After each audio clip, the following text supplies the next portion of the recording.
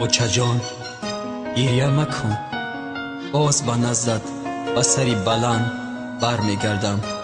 آه غریبی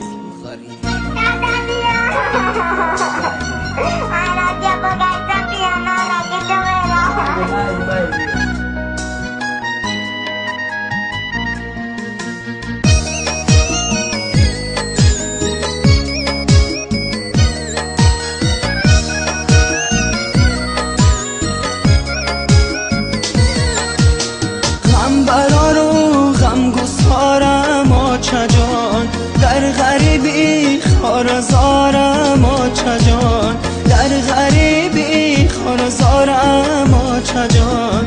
من در این دنیای پرشور و شرر، من در این دنیای پرشور و شرر، جز تو غم خاره ندارم آچه جان، جز تو غم خاره ندارم آچه جان.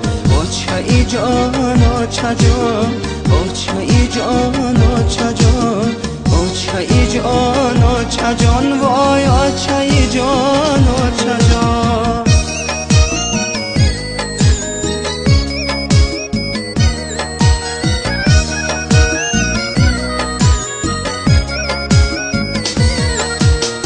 از برایم مونی سوغم خاری تو، مرهمی دردی دلی بیماری تو. سالها بودم چو در ملکی غریب، در رهی من چشم انتظاری تو، در رهی من چشم انتظاری تو، در رهی من چشم انتظاری تو. غم برار و غم گسارم آچه جان، در غریبی خارزارم آچه جان، در غریبی خارزارم آچه جان.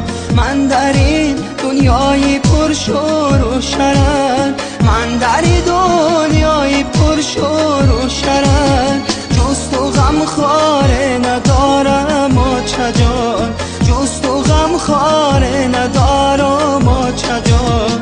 آچه ای جان آچه جان، آچه ای جان آچه جان، آچه ای جان آچه جان، وای آچه ای جان آچه جان.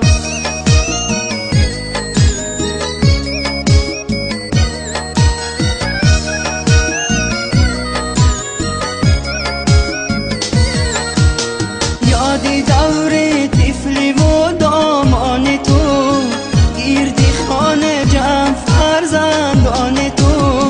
از سفر برگشتم و تو نیستی، صدرقی قلبی پر ارمان تو، صدرقی قلبی پر ارمان